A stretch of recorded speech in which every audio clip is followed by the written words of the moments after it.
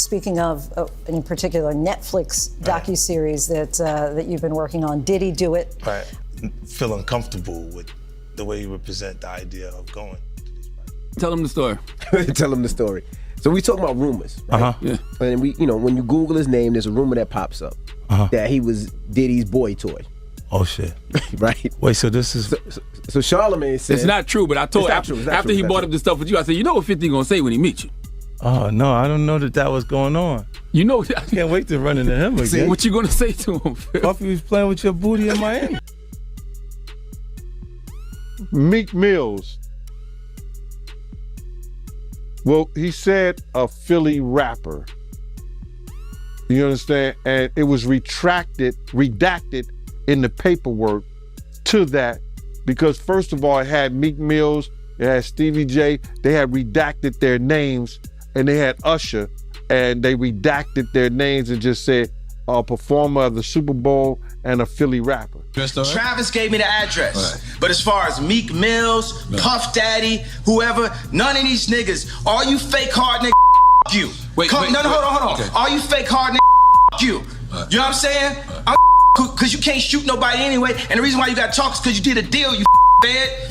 You know what I'm saying? That's why you gotta come at me, because part of the deal for you to be able to do all that and get out of jail is that you promise that you gonna go pull my coat car. So y'all niggas shut the fuck up about me. Now let me say it calm. You niggas shut the fuck up about, you shut the fuck up about Michael. Right.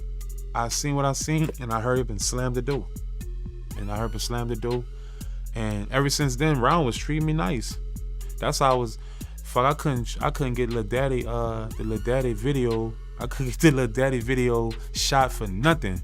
You heard me? I'm talking about for nothing. But after that happened, the hip-hop world was shaken this week after explosive leaked tapes allegedly linked Diddy, Meek Mill, and a violent confrontation forcing 50 Cent to break his silence in the only way he knows.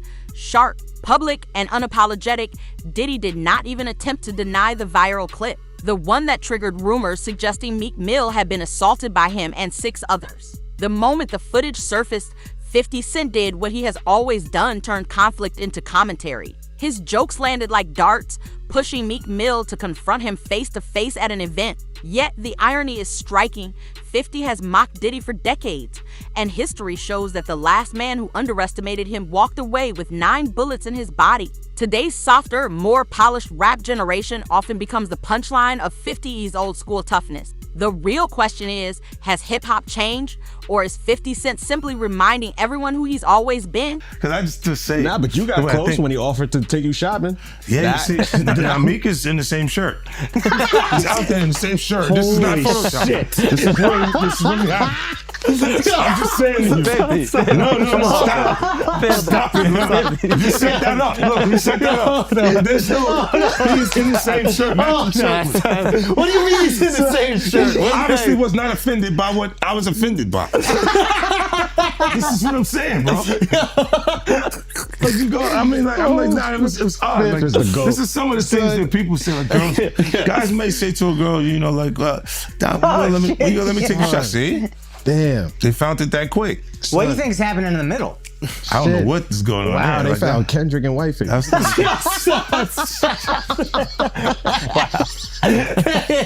can't dress up Kendrick like that. Oh, you can't dress him up like that. No, it's jokes. That's like the White Chicks movie, bro. You can't do that. Yeah, that was comedy. That was good. Yeah, but that get away with Wifey. That's obviously doing shopping. They got the same outfit. Yeah, it's true. Yeah, that's a nice shirt. That was a nice shirt. All right, so when he said the shopping line, in real life, what did you say? I said, let me get away from him. Because he was like, yo, you hot now. Now we gotta hang out now. Like hang out. Yeah. He said, I don't know, maybe I'll take you shopping and I get you some flash and you can give me the hood shit. And I was looking and I was like, let me just move away from him because I'm gonna mess up the wedding. I always say to myself, it was someone's wedding? It was Chris Lighty's wedding. It was in Miami. Nori's there. Nori knows this because I looked at him like, yo.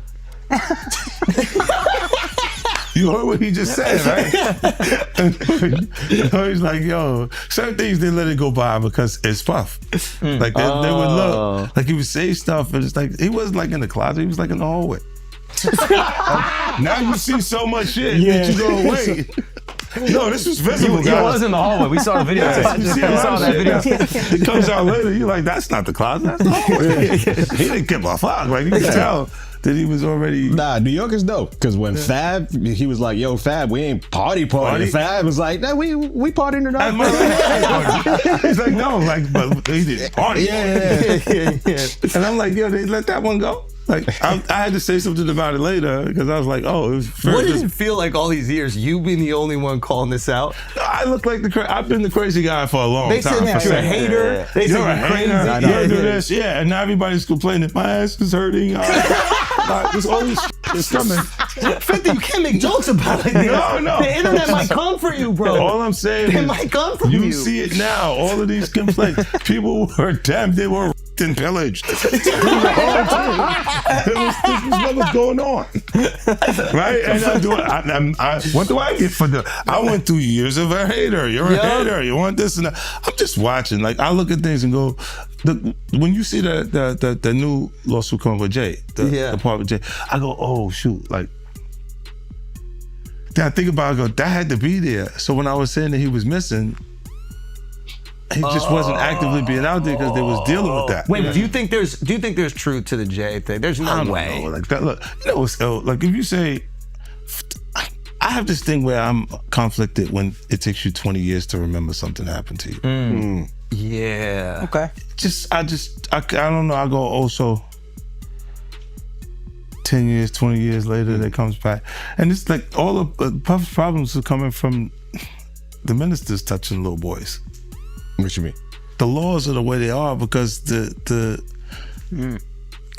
of the priests. The priests touching little boys. Why are they looking at me, bro? I just go to church. I just go to church. Right? But critics argue that 50 Cent's finger pointing is selective at best. Long before law enforcement raids and courtroom battles exposed Bad Boy's darker corners, whispers already swirled about Diddy's behavior behind the scenes. One moment often revisited is when Diddy allegedly invited 50 to go shopping, offering to buy him whatever he wanted. A strange invitation for two rivals cut from very different cloth. During old interviews, 50 seemed uncharacteristically shy whenever that moment was mentioned, as if acknowledging a dynamic he preferred to keep veiled. It forces a deeper question. Is 50 exposing Diddy or protecting himself from being tied to the same shadows? Don't judge me either. One time I'm in a studio, and maybe I was tripping because I never really quite been a weed smoker or nothing, But one time I'm smoking weed, brother, and I walk in the studio and just seen uncomfortability to my eyes. How about that?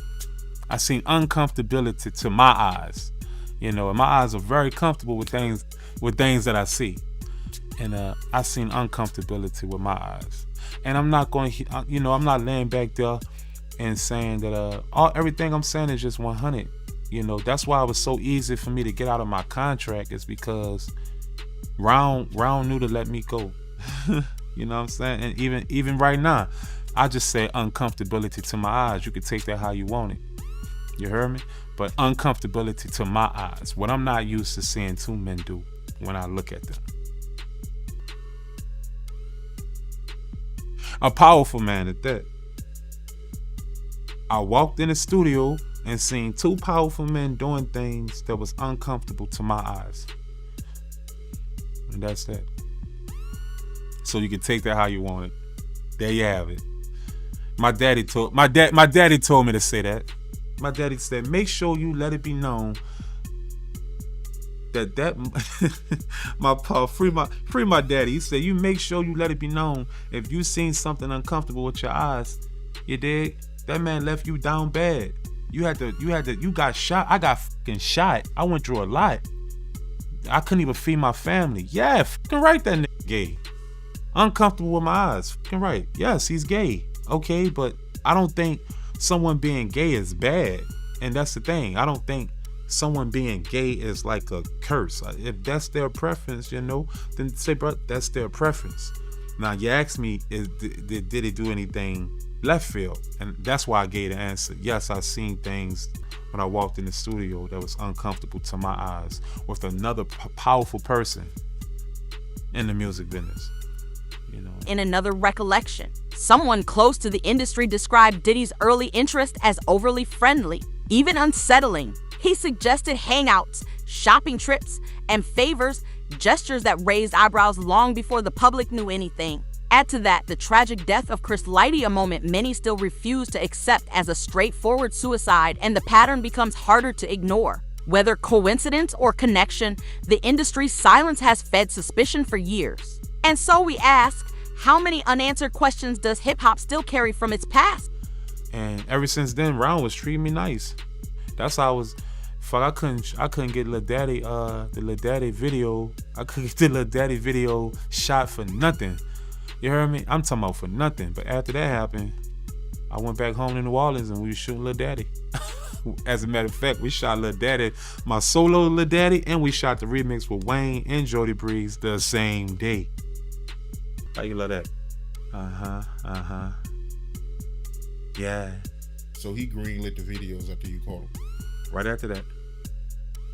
Yeah, I just seen I seen it, bro, and it fucked me up. I'm not even gonna much lie to you. I wasn't really I looked at Diddy differently after that. The $30 million was out the window once I seen him look that way. You know, I low key kind of I wasn't feeling that bad boy shit no more. I wasn't feeling that shit no more. And say, bro, the funny part, I'm never really the type of person that get on here and do all that shit there. But I talked to my daddy, and my daddy said, you went through so much in life and you swept it under the rug. And everybody just expect you to just eat that. That man left you for dead out here. You don't have to speak your truth. You just gotta be city. Just be yourself. This time, be yourself. Just be yourself. You don't have to say, oh, I'm speaking my truth, or I'm not trying to expose nobody. It's already out there. How I'm trying to expose was already out there. I'm just happy I wasn't the first one to do all that there. All right, that's clear. Yeah, I seen a nigga kissing the man, tonguing him down. You heard me? That shit was fucking crazy. And I looked at him differently after that. That's just all that is. I looked at him totally different after that. And that's, I just wanted the leaked audio that resurfaced this week only deepened the sense of unease. The tone, the aggression, the intimate details. It was CST material that felt less like entertainment and more like an open window into a private world the public was never meant to hear. These are the kinds of recordings that shift perception, damage reputations, and expose power dynamics in ways statements never could. It makes us wonder what happens when the private language of the industry becomes public. Evidence? So people who had known that, I always knew that because I used to follow Puff to Kirk House when we had the building and the red zone, and we used to take the money from those clubs and we had to drop it off at Kirk House. So we wasn't dropping. He was, he was staying there. If you spending the night at another house and you got a apartment with your girl somewhere else, okay. So when I seen in the lawsuit that he said that Kirk said that Puff was SAing him, sexually assaulting him, sodomizing him, doing all kind of things to him, I first thought like, but hold up, they was lovers, or they was, but that's his boss. So maybe the boss cannot have sex with people, the CEO can't have people that work for them. And that's why it becomes illegal. I don't know, bro. It's the law. The law is funny. But when I seen the lawsuit and seen all the stuff that was happening and all the things that Kirk was saying, it was things that people knew. A lot of people knew that they were doing something. They were even saying that people were caught. You understand? They were saying that people was even caught. So, that people were saying that they were caught in the office doing that at one time. Let me get that straight. They were saying that people were around that worked for Bad Boy was saying that they were caught in the office in some uncompromising positions. So it wasn't nothing new, but there's a lot of things that he has said in that lawsuit, and that Meek Mills, well, he said a Philly rapper. You understand? And it was redacted in the paperwork to that, because first of all, it had Meek Mills, it had Stevie J, they had redacted their names, and they had Usher, and they redacted their names and just said a performer of the Super Bowl and a Philly rapper. Everybody kind of knew back in the day that Meek Mills and Puff was a little too friendly. Anytime two rappers or two people in the industry come dressed up alike on more than one occasion, listen here, man. My dudes in Philly, I got some real strong dudes in Philly. They don't play that shit.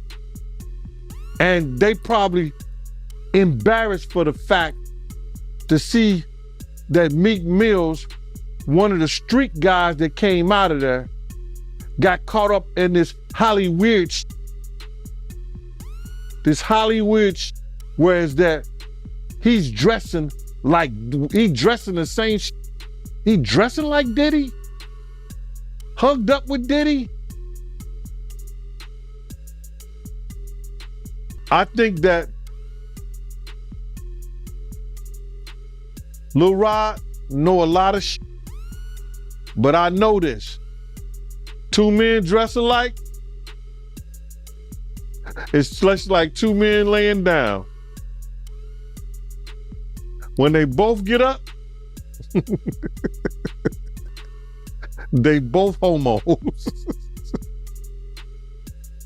And that's real talk, bruh.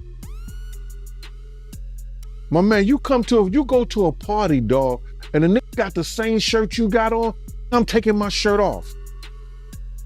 I'm walking around in a t-shirt. And then, not to blow Meek Mills up out the water or anything like that, it was said that they checked his Google search and all the other shit, and he was searching for some online gay porn and all that other shit like that. Oh, wow. That shit is crazy, bro. But listen, those are what, you know, it's crazy that money, that lifestyle, and you trying to fit into something get you. These guys never set out to do all this shit. Meek Mills, when he got into the game, he didn't set out to be questioning about his manhood with Diddy. But he put himself in that position. Everyone is aware of the tension between Meek Mill and Diddy, yet people close to the situation insist the discomfort isn't rooted in 50 cents. Trolling is Diddy's unusual closeness to the matter. The way he inserts himself, the ease with which he navigates conflict, the confidence he displays when others appear shaken. It all paints a picture of a man operating by rules only he understands. And with the leaked tapes adding fire to the narrative, we must ask, at what point does comfort turn into influence, and when does influence become control? Yep, interviewed him. Okay, so like Gene, like 14 years older than me, 15 years older than me. You know what I'm saying? But you know, he was a probation officer. So he operated a little bit different. I was in the street full time, bro, you feel me? Like, I was outside in the field. So like, you know, you would hear Gene say when they got a threat on their life, Diddy told him, I'm not trying to hear that shit, Gene. Because it's your job to be gangster. It's your job to get wild with people. That's what you're getting paid for. So when you see people like that coming out, it's because they know for a fact, like, it's things that's going on they don't agree with, but they not man enough to say, you know what, I'm not standing for this. So a lot of love me because if I see some guys doing something crazy to a female, hold on, boy, not in front of me. So that'll lead me to get like, oh, we ain't gonna hire him no more because he's not gonna allow this. So that's how like I ended up, like whenever Imana called me, I'm immediately coming because like he not on this strange shit y'all on. You know what I'm saying? That's why like if I don't want to say his name, I'm still on the contract with him. Let me be careful here. Let me be careful here, man. Let me be careful, cause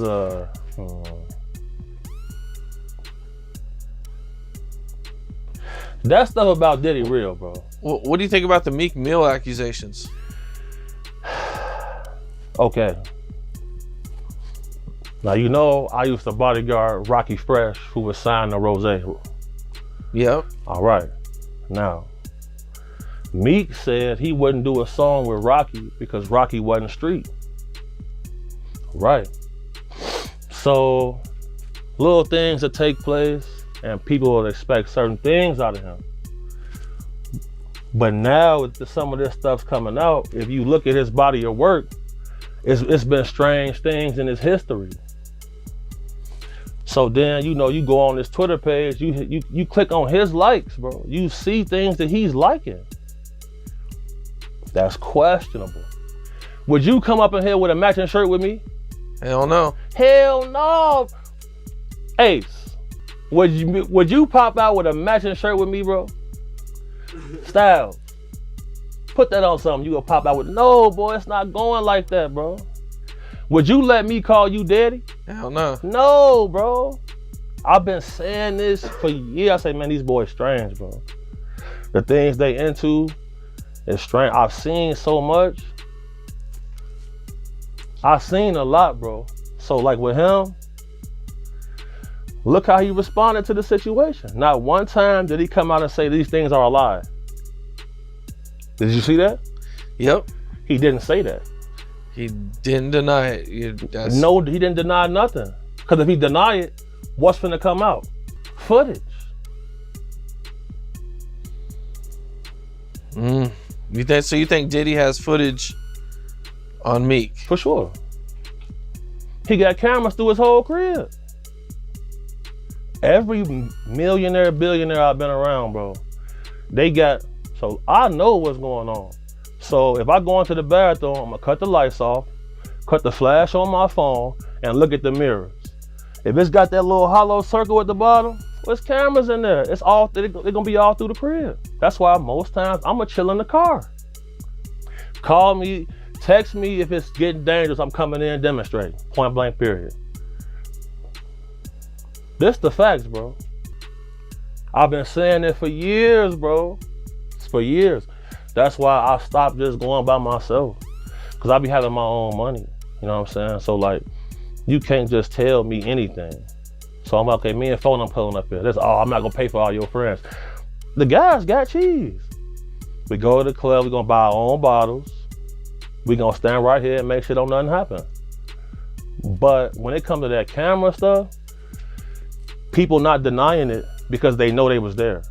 One veteran in the game described their reaction bluntly. They needed to wash their ears after hearing the audio. Jane Deal, who was around Bad Boy during his formative years, said Diddy had always been known for outbursts and strange power plays. To many insiders, none of this sounds new. It sounds like a pattern finally breaking through the armor of celebrity, which raises a sobering thought. How long can an industry protect someone before the truth pushes its way out? To make like there was an issue with me in the NFL that doesn't exist. So he did the corporate way of trying to keep you down. Oh, it's not me, it's them. It's them. And then when M says he's not gonna do it if I'm not there, then let's go. Yeah. You know. That's what I'm what's talking your about, and Jay's issue? It's just competitive stuff. It's really just competitive. This is what I'm saying. When it gets past actual art, like actual music, and you're trying to block something that's in business, then it feels weird. It feels like we should be having beef. Oh, okay. So that's the behind the scenes thing that we don't see. It's one thing when there's like people talking about each other in music, but there's behind the scenes business deals that a guy is getting involved with on the side, and it's not like you're gonna go public and be like, they tried to stop my vitamin water. Or this deal, and you go, he said that to you, like. Okay. I get that. Like they'll speak to your temperament. Like say, 50's a little crazy. He'll say anything. You see what saying anything did to Kanye. So they're trying. He's basically trying to scare people out of doing deals with you. Interesting. And then M shut it down, and he was like, "Yo, it's got to happen." If he's not coming, I'm not coming. And then it changes the whole thing because he really is the biggest one. Yeah. Like, they can say what they want. Yeah. No. But when we go to the stats, the actual numbers don't know lie. the numbers. Yeah, he's the and biggest before one. the days of the bots and all that shit. Yeah. There's a M obviously speaks with you with high praise, but there's a few videos that I see, and everybody talks about how funny you are. They talk about obviously the albums, all the success, but like Eminem specifically talks about your rapping skill a lot. Yeah. Is that mean a lot? I'm like, it does. Like, look, he never left that part of the creativity. Like he would go back when you don't see him. He's back. He's in his regimen of the studio. Yeah. And this is why, like, he kind of. They can't. You can be as good as him, but you can't really beat him at that. Because you have to put all your energy there, and you're just not gonna do it. Once these guys get famous, they leave the studio. And they go. And the thing that makes him feel good is yo, you heard what I did last night, and it gives him that again. So if that's really what's driving you, it's really tough to be better than. And some of them may have a gift. It may be a God-given talent that they can rap the way we speak, but they don't work as hard as him. It's like Kobe Bryant was outperforming people because he would work harder, conditioning himself to do it. And other than him, I don't think nobody is. Another interviewee noted that when an artist performs, the audience never sees the full cast of characters involved. Managers, handlers, financiers, and silent partners many play roles that never appear on camera. The music business is built not just on talent, but on networks of leverage, reciprocity, and unspoken obligations. In controversies like this, those invisible hands begin to show their fingerprints. The real question becomes, how many voices shape the narrative before the artist even speaks? First and foremost, I just want to say, I know a lot of people want to hear these stories and everything like that, because this is stuff that happened back in the day. And then maybe that if they knew there was going to ever be a YouTube, or they knew there was going to ever be social media, a lot of the stuff probably wouldn't have got played out like it did. But things happen, and these are just stories from the past. I would like to use that as, what you call that, just to clear the facts up what's going on. But it all started, we was in Atlanta. And this story starts when I'm with Puff, and he's in exotic bookstores, and he's doing shopping, right? He's shopping, getting his stuff and everything like that. So, this is the first time I was ever in an exotic bookstore with Puff. So, I'm giving him his space. He's taking things off the shelves and stuff like that, because they gave him a brown paper bag. When they gave him a brown paper bag, he was just putting stuff in there. So I said, damn, he got to go put it on the counter and, show everybody what he's getting. So as he going, I'm just looking at the places where he picking stuff from. So there's one part he picked up some things from up here on my left side. And then he picked like quite a few of them down. I'm like, okay. He put them in the bag. So when I went by there and I looked up there and it said butt plugs. And I was like, hey, yo. I was messing with him. Because people don't understand, we was like friends. He was a part of the same gang. So I'm still gonna tease him. I'm still gonna mess with him and everything like that. I could do that. It wasn't just no security thing. So I say, yo, what are you getting this for? And it said butt plugs, and he was like, yo, can I do my shopping by myself? I said, yeah, you could do it by yourself, brother. And he started walking and everything like that. So when he got I just waited at the counter. So when he got to the counter, he didn't even have to show the guy nothing. He just gave the guy a wad of money. I mean, like, he gave the guy a stack, something like this. And Puff wasn't the dude that carried no 20s and no 50s and nothing like that. And I mean, like, he just said, boom. And we walked out the store. So we had to leave Atlanta and go to North Carolina for a show. You understand?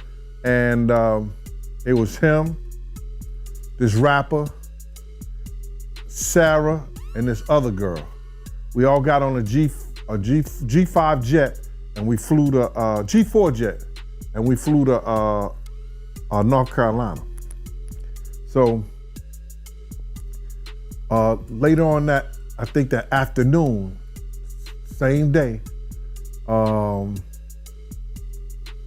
this rapper and him, they all in the room together.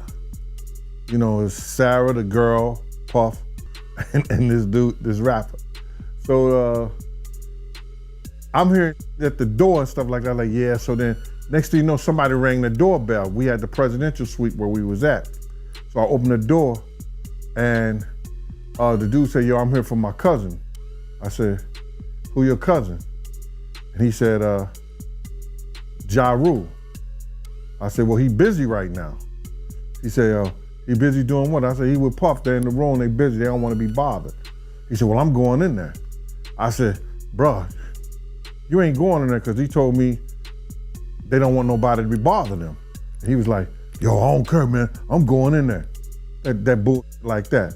I said, yo, bruh, Jesus Christ had to come down here and take the air out of my body before you get in that room right there. Watch. He tried to bum rush me. I grabbed him and threw him against the piano. When I threw him into the piano, Puff and Ja Rule runs out the room. Puff got his towel, Ja grabbing his towel, but they butt the naked. And so then Ja was like, yo, what's going on? Yo, G, that's my cousin. He know me well, you know, and Puff was like, yo, G, what happened? I said, he tried to get in the room. I told him he couldn't get in the room. And he was like, he just looked, Puff looked at Ja. He said, yo, Ja said, you ain't want to go in that room because there's a lot of freaking going on. So I was like, oh, he said it was a lot of freaking going on. So that was basically that story, man. You know what I'm saying? They went back in the room, dude felt a certain kind of way, and he left out. So I seen them at the concert the next day, and they tried to, you know, form up against me. But my man Frank was like, I told my man Frank, I was like, yo, Frank, put yourself in that position. Somebody trying to get in the room, and Ja told you don't let nobody get in the room. What would you do? Now, y'all can do whatever y'all want to do, man, but you know I ain't taking no losses.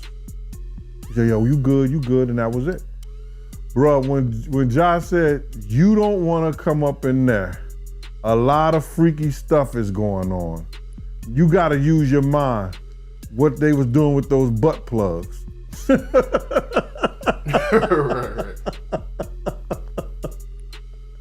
Yeah, that was crazy. Yeah, it was real wild.